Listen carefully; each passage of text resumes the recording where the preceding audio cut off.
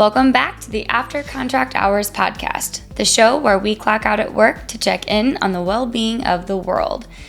If this is your first time joining me, hi, I'm your host, health and physical education teacher and health psychology specialist, Courtney Heidorn, and I am so grateful that you are here with me today.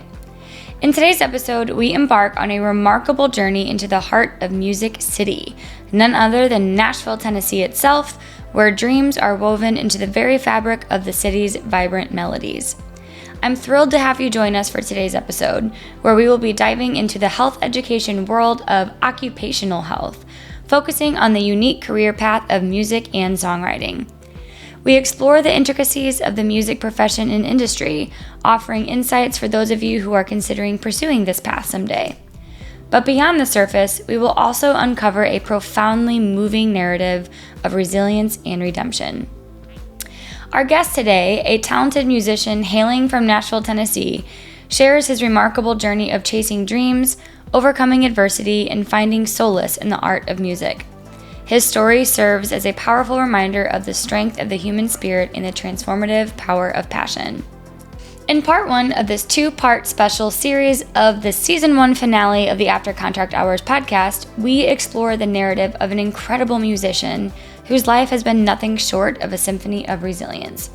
From the depths of grief and addiction to the pinnacle of sobriety, success, and song, this is a tale that echoes the spirit of Nashville itself.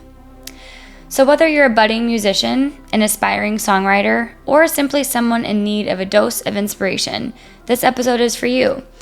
Join us as we shine a light on the art of music and weave together a tapestry of hope, courage, and triumph. Why this episode matters. Have you ever experienced the piercing ache of loss, the relentless pull of addiction, or the struggle of steering your life back on track after veering off course of chasing your career dreams? In this episode, we unravel a story that resonates with the very core of the human experience. Through the lens of a fantastic childhood friend's journey of mine, we explore the universal themes of resilience, the pursuit of passion, and the arduous climb from the depths of despair to the pinnacle of success. So whether you're on a quest to chase your dreams or grappling with the aftermath of profound loss, my guest's narrative is a testament to the indomitable human spirit. So let's meet John. I'm thrilled to introduce my guest, the very talented John Dennis.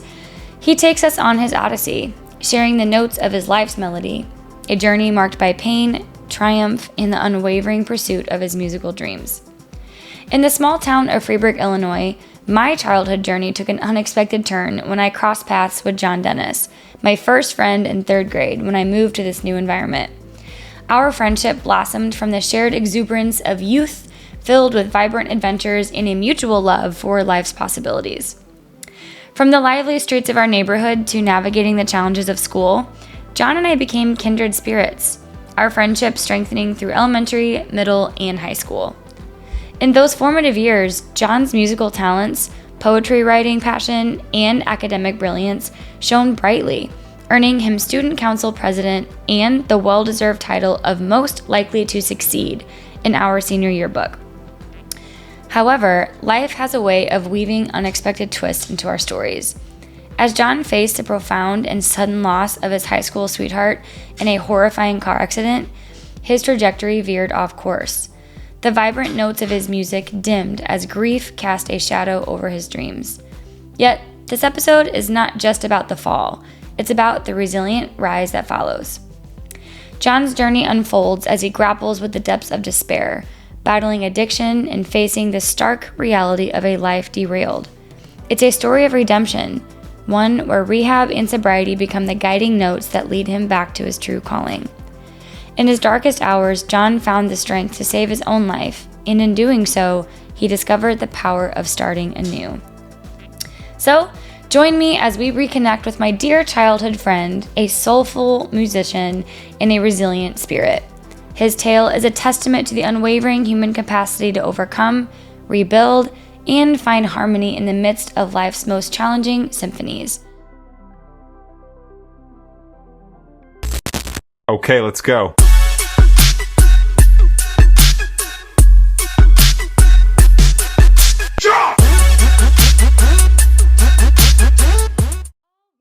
My love. Y'all, we are with a legend of Courtney Hydorn's life. This is Johnny Dennis, and I cannot wait to dive into his story. He is someone that I have known since I was in the third grade. I'm 32 for reference, so it's been a very long time. I haven't seen him since high school, but I have goosebumps because it is just such a wholesome, wonderful feeling seeing his face and having his energy just through a screen with us today. His story that he is going to share with us today is about occupational health and how his passion for music led him to none other than Music City itself, Nashville, Tennessee, how he pursued it, what made him interested in it, because he is just someone that I've always admired who really stuck with his passion since day one. Ever since I've known him, he has been musically inclined. He's brilliant beyond compare academically as well, and just a really good person. So, we're going to be talking about occupational health, and that's going to be our main category. But Johnny is going to take us down another road or two that is going to really talk about any obstacles that he faced on this occupational journey and how he overcame that. So, Johnny, well, introduce yourself a little bit. Who are we speaking to? Yeah, thank you for having me. I think my biggest claim to fame is I went to high school with Courtney Hydorn in grade school. I've gone by John for the last few years, but Johnny is what my mom still calls me, so I'm happy to go by either. But yeah, I'm 32 also, living in Nashville. I've done music full time down here, kind of in and out. COVID sort of changed things for a minute, but I moved down here from the small town of Freeburg, Illinois, and with the idea of going to school to study music and then kind of do music professionally. And I've done that and put out 3 records, getting ready to do a fourth. And I play frequently here and tour. And, I'm living a dream that I didn't think I would live when I was in high school. And it looks a lot different than it did, but, it's a path. And I'm happy to share anything that might inspire y'all to do the same, however that looks. Oh my gosh, that already gave me goosebumps again because just for reference for anybody listening, I think it was in high school. Eighth, when did you start like really getting into guitar? I picked up guitar in 8th grade. And so by the time I was 13, I tried out for the school baseball team and didn't make it. And um, ended up buying a Beatles CD kind of that same weekend. And it sort of lit a fire in me and got a guitar and have gone from there. Yes. Um, Yes. And I remember it's crazy that I remember that like eighth grade, early high school timeline because I remember the little coffee shop in town. What was that called? It began with a P. Perks. Perks? Perks That's Coffee House. Yes, Perks. yes, I remember we would always go there after school. Like that's how we would spend our afternoons if like I didn't do sports or anything. Like I would come up there and watch like you and Ray, I think it was, and Mason, right? Like you Mhm. guys always went up Yeah. there and played music and like just eighth grade freshman year of high school. Like so many kids at that age don't have any inkling of who they are. Or really in today's day and age would a lot of them I feel like are reserved in sharing their talents. And so I feel like you being at that young age, 14, 13 years old and publicly putting yourself in front of a little coffee shop, but which ended up getting packed a lot of the time. It grew to be really popular in Freeburg. But you Yeah. were singing, like you were playing music, and so many kids today have a wasted talent because they're afraid of rejection and all of that. So another testament to who you are, and you just were unapologetically yourself. You put yourself out there, you took risks, and to end up where you are today, I'm so excited to even learn more about you. So let's get started. Let's kind of talk from that point. Like at a young age, you pick up the guitar. My computer kind of glitched a little bit. So if you already said this, I apologize. What was like the really first time, or when was the first time in your life that you're like, I'm like pretty good at music. I'm going to start exploring? Well, it's interesting because I never would have said that I was very good at music at that time. Like I joined the band in 4th grade. I played saxophone and I did it because my friends were in it and that was that. And so, most through grade school, my dream was to play baseball, which the glitch may have taken out, but I was never very good at baseball. Mm. And there was no amount of practicing or anything that was going to get me to that point.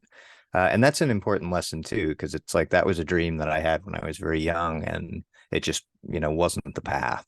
But then in eighth grade, I got cut from the baseball team and was despondent. And my parents took me to the bookstore, and I bought a Beatles CD that night and didn't know much about it. And it just was kind of that moment for me. And so I got a guitar that next week and threw myself at it. And just kind of instantly, I knew it was something that I loved. I didn't know that it would be the path, but it was kind of that moment in a way that baseball never was. It was kind of that, like, it touched something in me and represented a lot of things for me. And so I just couldn't get enough of all kinds of music. It started with classic rock, but eventually kind of morphed into my other passion, which was writing and poetry. And Mm. so I kind of found, Bob Dylan and Paul Simon and these great lyricists, and pretty quickly knew that I wanted to be a songwriter.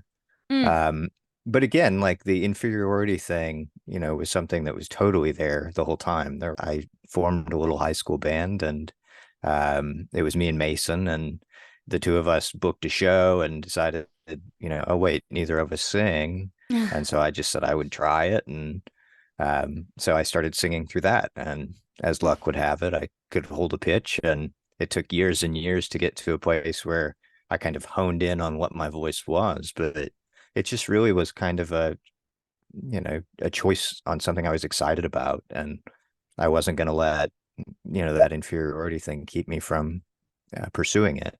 Mm. And the thing I would also add, for those listening, is like there was a lot of crashing and burning at the start. Mm. Like I remember some early shows that had some technical difficulties at this post prom. So we're in front of the entire student body, and it just crashes and burns, Ugh. uh, and it's just it's humiliating, like in a huge Mm. way. But those were kind of the most important shows for me because it taught me that I was doing it for something more than what society thought. Mm. At the end of the day, like everyone could laugh, which they didn't, but I told myself they did. And Yeah. uh, everyone could laugh, but I was doing it because it made me happy in a way nothing else did. Mm. And so I just have kept doing it. And I don't have as many crash and burn shows anymore, but even if I do, I would still keep doing it. Yeah. Oh, I'm already getting emotional. Sorry. So don't mind No. me throughout this episode. There's so many blessings that just I'm so happy that we're together in this moment, and learning about you and hearing your story is just already so powerful for me. So I want to also I should have started with this too. Let's paint a picture of who John Dennis was as a middle schooler, high schooler. Like what qualities, like if you could describe you, or if you were in the yearbook and someone were to be like, John Dennis was the most blank, like whatever, like give us some qualities so that people can kind of get an idea of who you were. I mean, I thought that I was a really friendly person. Like I was friends with about everyone, and I tended to be pretty good in school, and I liked, poetry. So I was kind of into the arts, and just, I wasn't the most athletic person. I liked sports, but I just always tried to be somebody that was a friend to everyone, um, and student body president, and um, I was drum major in the band and did all kinds of things. Yeah. And well, you did, again, it kind of glitched a little bit, but you did cross country too, didn't you? I did. So I ran cross country, and the reason was because Ray, who was one of Mm-hmm. our classmates, had a bass guitar. And so he told me he would play bass in my band if I would run cross country with him. And so that's what we did. And I was never much of a cross country runner, but I thought I was, a good teammate. And um, I kind of miss cross country in some ways, but I was never like dedicated enough to that to like not drink Coca-Cola and, eat French fries. So, on the other hand, you were a fabulous cross country runner. No. So Thank you. No, I definitely remember you being part of that squad, and you just everything you just defined, I can yourself as I can attest to and confirm, like that is I'd be saying very similar things to you as someone who knew you in school, that was who you were. And um me growing up, it's not about me, but just why I latched on to you as a friend so young. Like I was new to the town, you lived in my neighborhood. I just always felt really weird, like the good kind of weird now looking back on it, right? Like the quirky, bizarre, like goofy person. And you in male form were that for me, not as obnoxious as I was, but like I feel like we bonded over just being unapologetically ourselves. And I got caught up in high school in in the conformity trap, trying to kind of fit in a bunch of different groups because I loved everybody too. I loved friends, and I was friends with emo kids, the druggies, the athletes, the nerds. Like I always tried to get along with all groups of people, but I got stuck in the conformity trap a few times. But I always felt like you were very consistent with being yourself and just treating people so kindly. And, being a teacher today, trying to always instill these qualities in our current students of like, what do you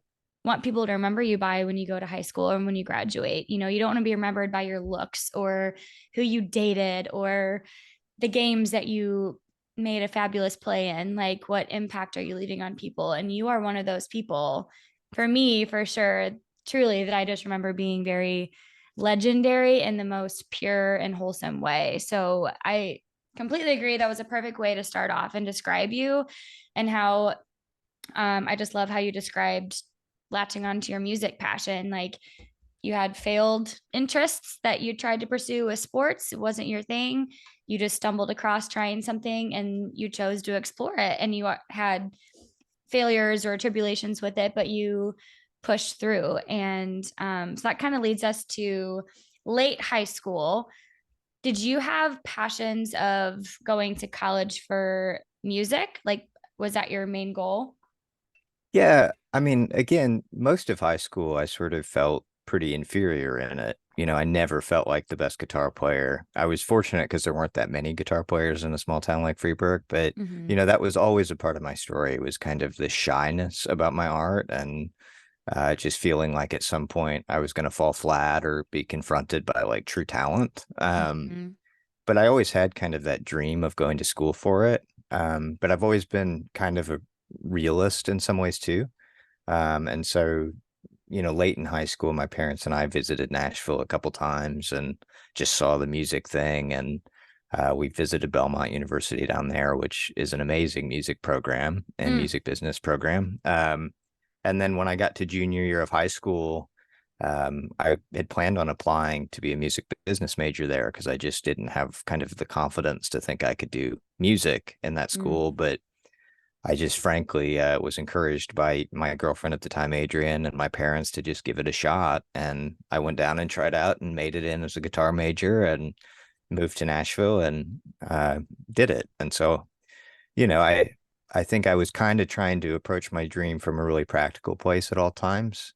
I wanted to get the college degree because I wanted to have a backup plan. I wanted to study music business because it was more than a music degree, but I would still be close. And I just ultimately realized like, no, my real happiness is telling me I should at least try to do the music thing for sure, for real. Mm. And so I did. So, or Um, have you been in Nashville ever since yes, then? I've been in Nashville for 14 years now. So Holy Calito. I did not know that. yes. Good for Uh, you, though. Also, side note on that, and I could be wrong, but I just, when you come from a small town, I think it's very easy, especially like Freeburg. Freeburg's such a teensy place, but it's so easy to just kind of stay in your comfort zone when you're just used to that small knit group and family, which there's nothing wrong with. I'm not knocking that whatsoever, but good for you for like you're in one of the biggest cities in the world now and you came from one of the smallest ones. That's really telling too, with like risk taking and really putting yourself out there. yeah, and I was terrified a lot of those times. I Mm. was somebody who was always very anxious and kind of struggled with the mental health side of things. It took me a lot of years to figure out that's what it was, but Mm. um I just think at the same time, I always kind of knew that was the path, and nothing has ever made me as happy as music's made me. And so I just decided to go for it. And fortunately, like life has led me, the doors have opened when I needed them to. And I think if I hadn't got into Belmont, I would still be making music, so it's not one of those situations where I'm saying like, oh, it all rode on this, or if I hadn't made it into the school that I'd be invalidated in my dream. Mm-hmm. That's the good thing about art. Art is so much more subjective than athletics, and athletics are great too. I'm not knocking them. I'm just saying like, Yeah. you know, music and all kinds of art is totally subjective. Like I know tons of people who are amazing musicians, much more competent than I am, who are not schooled at all. Mm-hmm. And I know some songwriters that like approach it from a very simple place and it's amazing. It's Yeah. not it just, I've been fortunate that kind of my path led me through those, but I also am speaking to some audience, I'm sure that like probably has some of that anxiety. And kind of my advice isn't necessarily go for music school. It is if you want to, Yeah. but don't let it break your heart, or don't let it break your heart so totally that you stop doing it. Mm-hmm. If it really makes you happy. Right, absolutely. Well, and I love that you're someone that is, you mentioned it, like you came from a family that was supportive, parents loving, supportive, encouraged you to get outside of your box, go after what you love. Not everybody unfortunately has that. And Mhm. I don't remember your parents super well, but what I do remember is what they impressed even upon me as a young kid of just they were very loving and welcoming, great people. And so, and you also mentioned um, a past girlfriend, Adrian, helped encourage you. So let's talk about how the support system that you had really helped you get through some of that anxiety and any tribulations that you kind of had before coming Yeah, here. absolutely. I think that people around me have always liked me more than I've liked myself, Mm, and so like even to have you talk about who I was, in high school and grade school, like I'm finally 32 and like getting to a place where I'm like, you know what, I wasn't that bad, like mm-hmm, that's unfortunately part of the journey, but my parents have been very supportive of me in music. They've always seen it as a legitimate path, which is not how everyone feels. mm-hmm, And I've had, all kinds of friends and support system, Perks Coffee Shop and Freeburg was a huge one. Margie there and Mr. mm-hmm. Jackson, my guitar teacher, and of course Adrian. And Yeah. so Adrian was like the bigger Beatles fan than I was. And so we dated all through high school and she encouraged me, as did my parents, to try out at Belmont and really push me. And so I moved down here in 2010 and the plan was for Adrian to follow behind. She was a year older than we were, so she was finishing her associates. Mm-hmm. And so then my fall break, that first semester, she was killed in a car accident Mm, back home. And mm. so it was kind of like this. I came from a town where I felt like I was pretty popular and like I got voted most likely to succeed in high school. And like, what does that matter now? But at the time, it like felt like I had, this Yeah. kind of trajectory I'd worked and then kind of moved away from home and felt like the umbilical cord got severed. And Mm, I was sort of in this new place that I'd never been away from home before. And mm, was kind of trying to deal with like, being shy and anxious in a music school where I felt inferior, and then also deal with like having lost, this person that I thought I was going to spend my life with, and so that was like a huge part of the path too. right. Um, Now, did that happen? I remember this happening. And so but I can't remember verbatim. Like, was this car accident when you and I were seniors? We were still in high school? no, it was that year after we graduated. Okay. So I was at Belmont and it was that first fall break. So Mm-hmm. like it was in October and I moved down in August. So it had been like 2 months. Oh my Um, gosh. And so just, my whole life got derailed. And Absolutely. and it's an interesting thing because I think at that time, like even if I'm being honest, like there was a part of me that really was kind of seeing that relationship as the more serious dream of my life. Mm-hmm. Because I kind of thought, oh, I'd get the music degree and then go to law school like my dad and, Mm-hmm. do music, but then, get married and have that kind of thing. And so then when she passed away, all I had was music. Mm, And so it sort of was like this moment of being forced back on the path. And feeling in a lot of ways like I kind of owed it to her at that time to continue because she saw, my music in a huge way. She was way more encouraging of it, Mm. uh, and so yeah, I mean, came with a lot of obstacles and some healing that needed to be done that took a decade, but Mm. um, music has remained by my side since. This gave me goosebumps. I love that. So how did you like I remember this incident happening and so you were already started. Like was there any moment that you were like I need to go home to like just grieve and mourn and heal or like what was your motivation or what was that process like for you? Uh, Honestly, going back to school was more my parents' decision than mine. Because I came home and was just like obviously despondent. Mm. It was the way it worked was like I was driving home that day because it was fall break and like she texted me and asked if I would be home early and um I actually was going to be home early. But I was kind of in this weird, like, sentimental place where I was just like, Adrian, our relationship was beautiful. Like, Mm-hmm. it was just one of those, we were always together. If I was going to Target, she was with me. Like, she was kind of like a daughter to my parents in a lot of ways. And so Mm-hmm.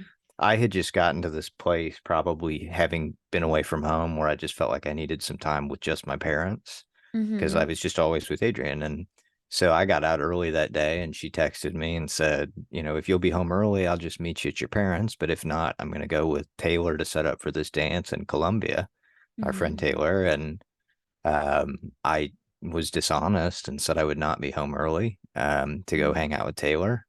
And then she was in the car and got killed. Like, Ugh. and so I got home and my brother told me, like, as soon as I got home, and it just was like life changed. And so then Mm. suddenly I was home for like a week, got to go to the funeral, figure out all those things. And then kind of my parents talked to the school, and the school was really cool about it. It wasn't that, but my parents kind of got the advice from people that like it might be better for me to be occupied, Mm-hmm. like be at school and have a path. And Belmont set me up to talk with like one of their pastors every day. It was like that was kind of their equivalent of a counselor.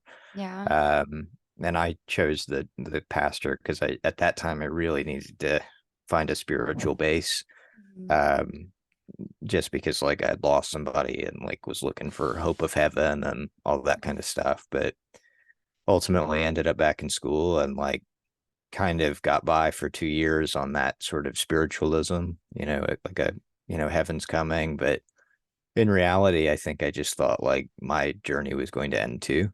I figured, oh, well, if she's gone, then I probably won't last past 20 and that'll be Mm. that. It's the fate of the Mm-hmm. world. And that wasn't the case.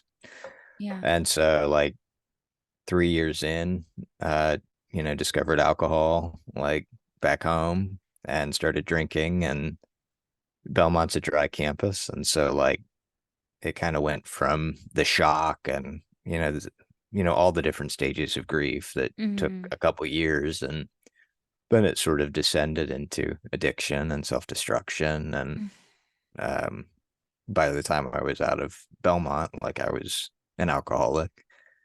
And so, again, like within 4 years, I went from being most likely to succeed in high school and like Mm-hmm. having all these dreams to like being an alcoholic who'd lost, his soulmate, I thought at the time. Yeah. And I had music, you know, and I kept making music, but at a certain point, I had to tend to my mind and body before Yeah. I could continue making music, That's you know. really powerful that you say that you still made music despite that. Like that is another testament to like the love that you have for it. Most people when you're in a, I mean, I'm not someone who's experienced with, addiction in that way, but what I've seen and what I've heard with my, relationships of people who have addiction is that, when you're at rock bottom, so to speak, like you lose sight of all of your passions, like all that matters is you nurturing that addiction and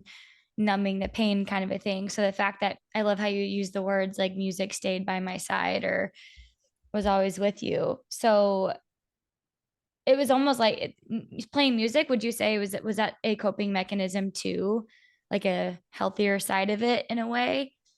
It was. I mean, there's a couple like factors at play that I would want to point out, and like one of them is, I don't necessarily think of music primarily as a profession for me. Like it is my profession, but it's been really important to realize it's more of a companion to my life.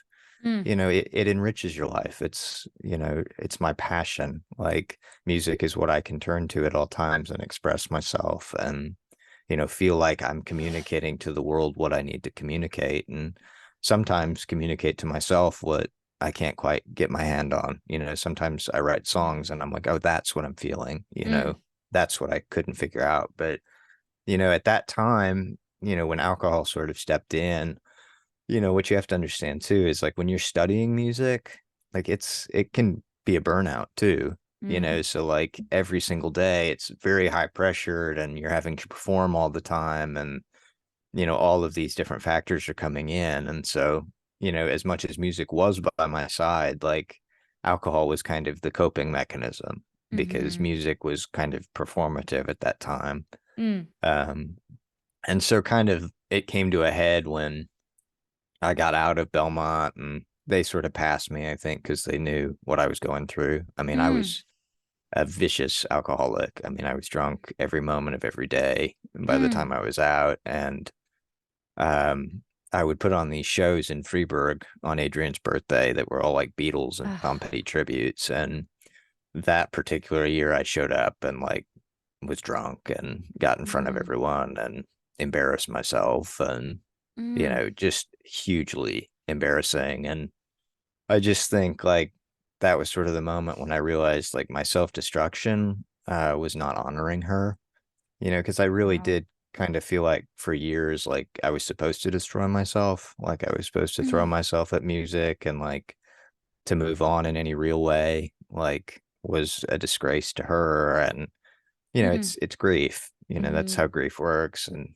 I got into subsequent relationships that were all, you know, unhealthy and like I regret them, not because of, who I was with, but because like I just wasn't ready to be in other relationships. And like I can look back now and see the damage I caused to people I cared about. mm, Um, but I was doing the best with what I could.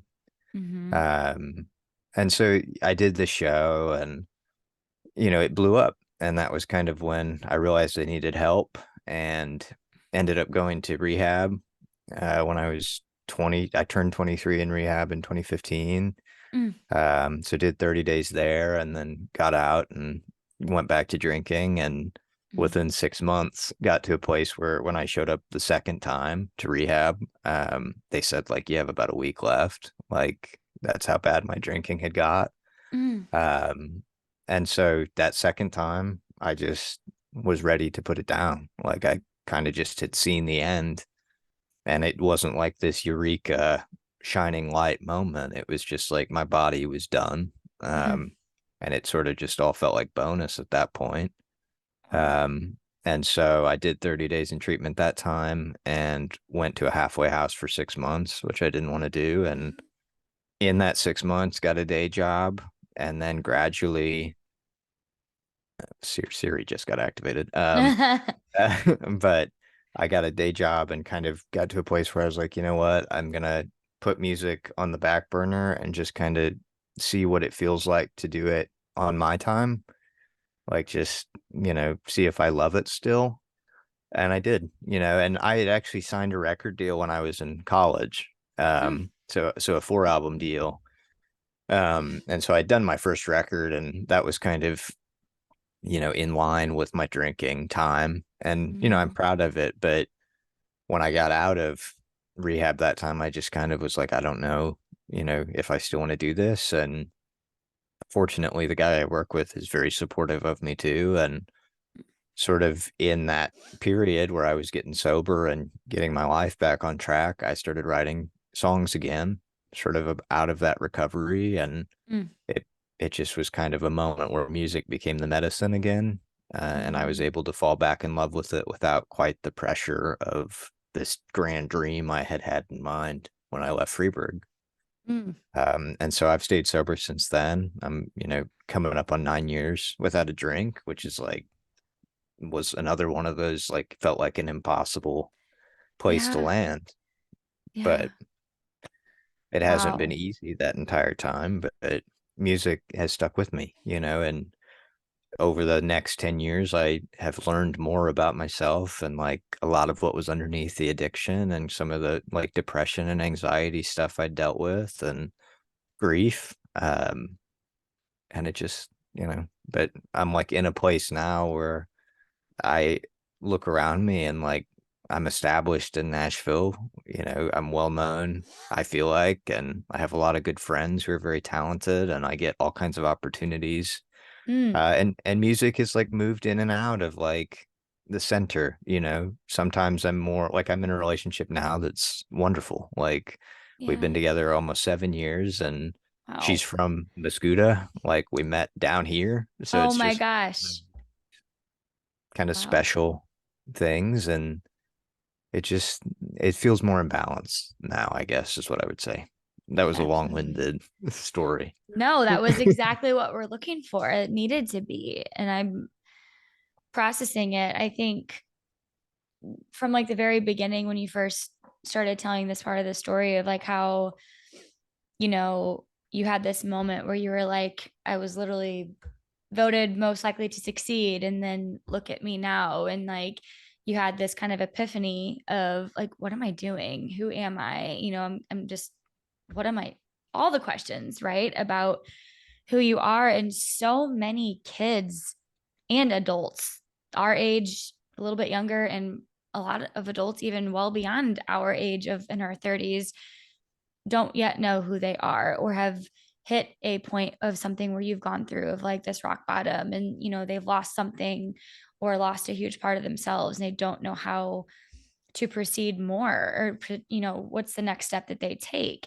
And I have family members who have struggled with addiction and I've never had that battle. But one the most empowering thing to me about that story is how you said when you went back the second time to rehab and they said otherwise you have a week left, like we need to make some decisions.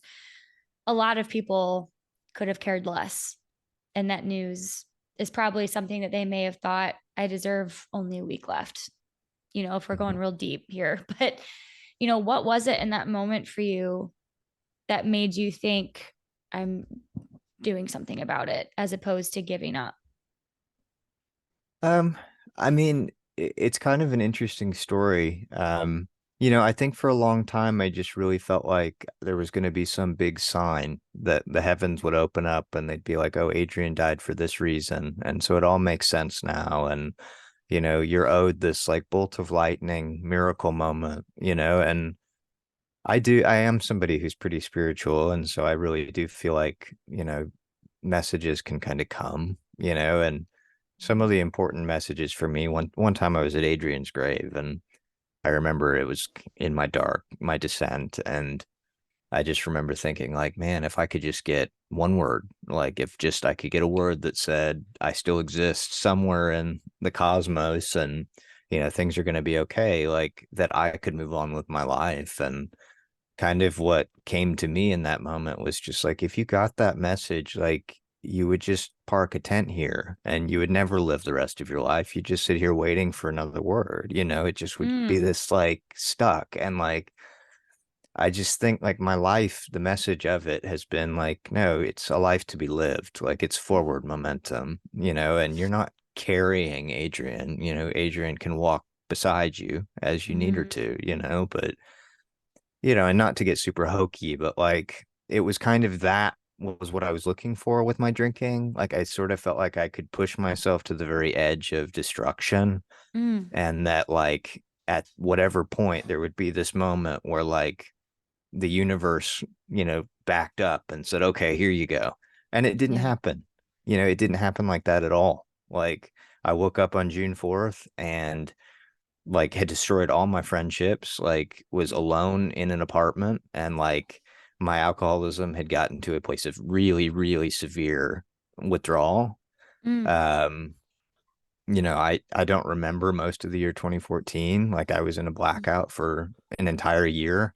Mm. Um, and it just like in that morning I woke up and just was like, this is the end of the line. Like you are gonna die today and it's gonna be like by your own hand or it's gonna be indirect. And like honestly, there was this guy that I had met in treatment the first time that had tried to keep up with me and like would say, how are you doing? And I just like dodged him. Mm. And for whatever reason in that moment, I just like shot him a text and said, hey, like I need to talk to somebody. And he just like didn't ask any questions and drove across the city and showed up at my place. And Mm. like, and my parents had done everything they could to get me back to help. Like people who loved me tried everything, but like until I was willing to actually just say like I need some help and I don't know what is beyond this.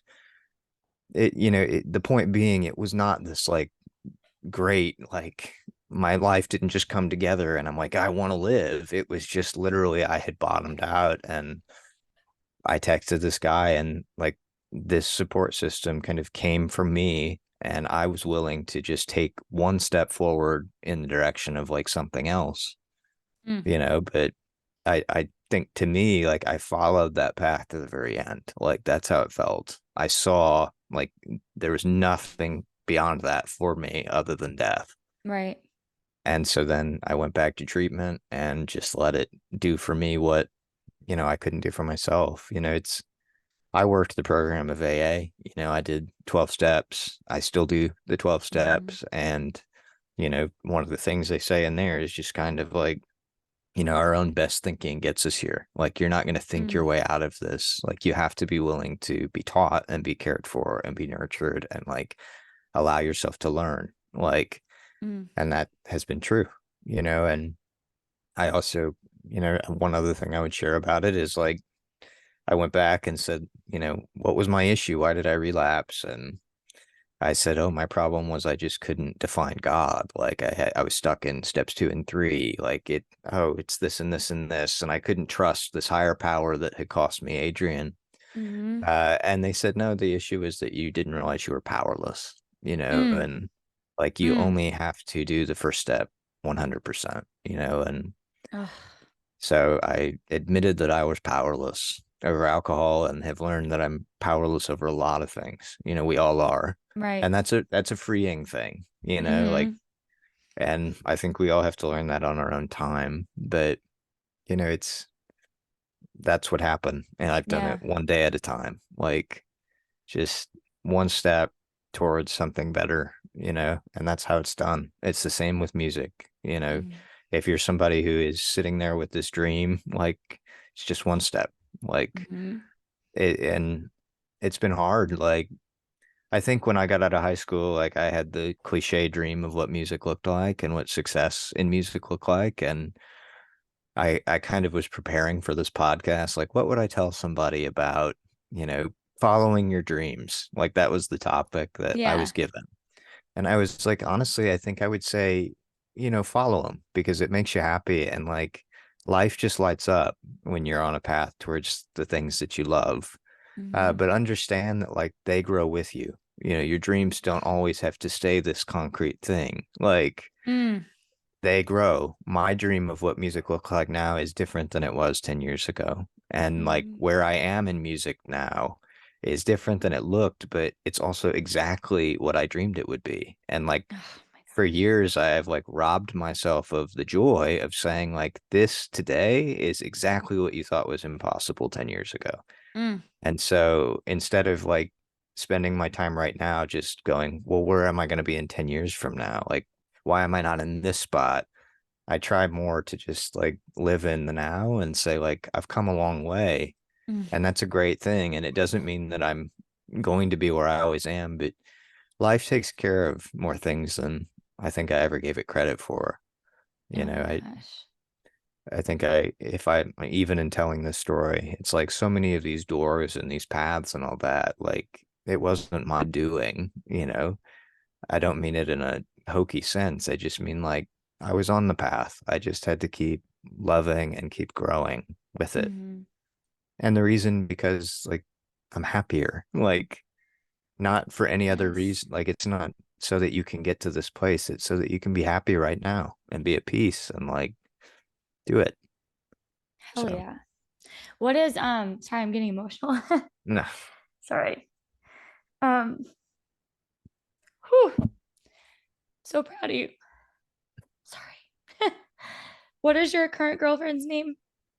Alana, Al. She Al. goes by Al. Big Al girlfriend. I want to do a shout out to her for loving you and helping you grow and supporting you, with everything you've been through and the day to day. Because that's ultimately what we all need. We just need someone to love us. And you have more than her that love you so much, right? Jeez, Louise, my makeup. But truly, like for someone to have a story like that, that could be scary to get into a relationship with someone that has that type of an experience. I know that that would be intimidating for me, like, oh my gosh, like how could I support someone? So just I want to give a big recognition shout out to her. I've never met her, but love her for you because she's loved you through all of the hardships and supported you. And you know 9 years sober is incredible. And what got me, I know we're gonna close out here pretty soon. Usually I ask at the very end of my episodes if you had any advice. You just said all of that so perfectly. um but what triggered my emotions just now was, again, thinking back to like what you said earlier, like, you know, I went from being voted most likely to succeed and then like look at what I turned into, what happened. And I agree with you. It doesn't matter like what those accolades were when we were kids, but like in a way they kind of do, because look at you now. You are so successful beyond just music, right? Like you succeeded through a lot of hardship, right? Um, you're amazing. Jeez Louise, I need a tissue.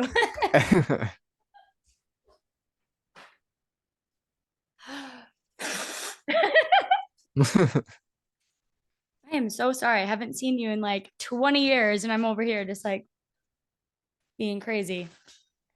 Ugh. Can you still hear me? Yes, I Okay.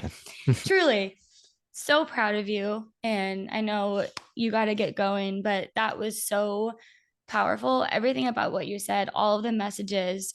And I love how you said that your dreams grow with you. That could be a whole nother episode. We'll just have a part two with you. Let's do it. I would love it. I'd be happy Can we to. put a pin in this and say we're gonna have a part two? Yes, Let's do I'd that. love to. Because I I'd would, love to talk music too. Because, yes, I more think, music. well, I'm always happy to share my story. And, I love seeing you again. It's been years and I remember you fondly and you've always been so supportive and kind and Mm. bubbly. And an And I see, emotional mess. well, and a light, just a real light. And like, Oh, it's been a pleasure to see you again. And I just, I think there's a lot to be shared, just in the sense that, like, yeah, I mean, I think we both did kind of feel like oddballs at the time in our own ways. And I've come to get to a place where I would say, if I could say to myself back then, like, what I was feeling is like the odd parts of you and the parts that feel weird, like, those were the parts that like I'm most proud of now, like because I yes. just nurtured them and like everyone has those. But it took me like all these different years and routes and struggles for sure to like find kind of my group, but also to find it within myself, like Mm-hmm. because as much as we talk about this support system stuff and like how I was really fortunate to have those literal support systems, they saved my life. Like, for those that are watching this that don't feel like you have that, like, understand that you do have that. And it's like Yeah. in us and it's in, like music for me, what was really huge was like, I think what I loved about it was a lot of really broken people that were like making the world more beautiful. Like, Mm. I feel like I've taught music over the years and like I've taught some kids that like had sort of struggles and felt like at odds with things. And it's like, but look at these musicians that we idolize, like they had those struggles, like they were writing Yeah. about that. And like, I just hope that people feel like they can have the courage to pursue it because it makes them happy, and because I promise you that support system will rise to meet you. Like, just Mm. keep pushing, like, do it because it like makes all of our lives better. But Oh my gosh, yes. that's what I would Yes. want to say. But we can put a I pin love in it. it. Yeah, only because I want to respect your time. I'm not No, rushing anything, but we're definitely going to continue this and we'll stay in cahoots about doing that. But I think for a solid start with this episode, you smashed it with, touching, like keeping everything very coherent and um comprehensive and chronological order, and everything just made sense. And I love you tied in all these different elements. Heck, I might not even do this as an occupational health category. There's so many health components, but I mean, you did an absolutely beautiful job. And, I look forward to learning more. So I will definitely message you and we will continue this as a part two, as long as you're totally comfortable with that. I would love to. Thank you for having me. Thank you so much, Johnny. I will talk to you soon.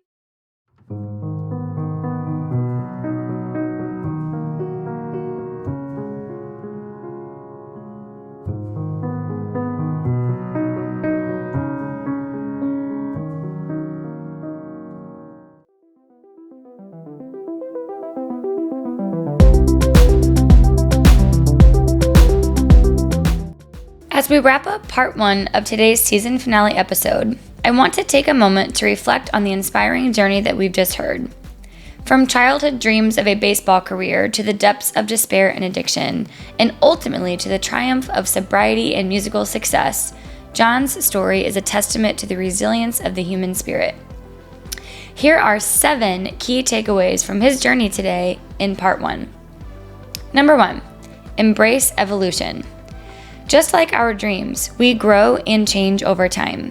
Embrace the evolution of your aspirations and don't be afraid to adapt as life throws curveballs your way.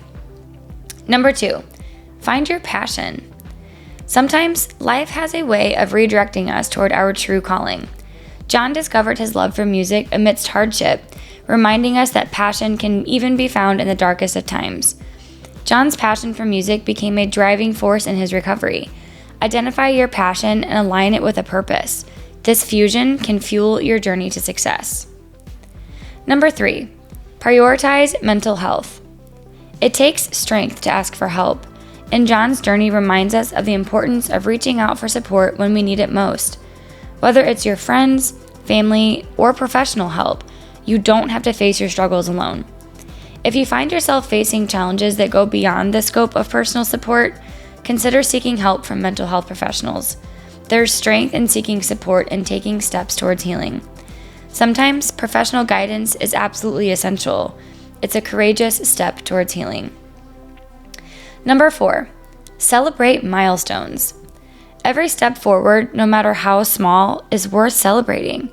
Whether it's 1 day, 1 month, or 9 years sober, acknowledging and celebrating your milestones is essential to maintaining motivation and momentum on your journey.